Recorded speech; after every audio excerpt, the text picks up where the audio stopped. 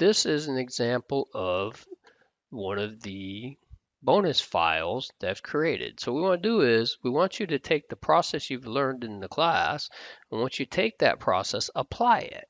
So if you remember, one of the first steps of our process was look for suspicious traffic, and the second step was looking for open ports. So as a reminder, you just do tcp.flags.send equals 1 and tcp.flags.act equals 1. So what that says is give me all the packets with the send flag and the act flag set. That's the second step of the three-way handshake. So when we send a send, we get back a send act.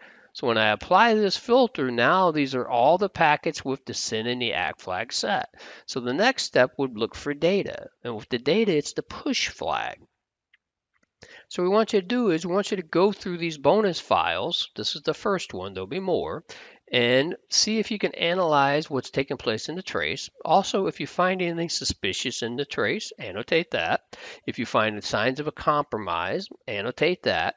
Send a message in the forum to me of what you think the actual trace has in it, and then I will post a solutions file or even do a solutions video depending on how many we get once I get a minimum of 10. Once I get a minimum of 10 people that have participated in the actual challenge to look and figure out and analyze these files using the process we've discovered and shown you in the course, then I'll post a solutions file and a video for that.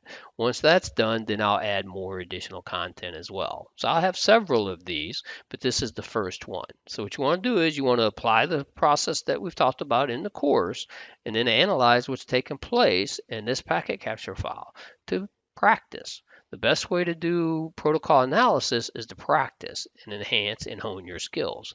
Have fun and good luck.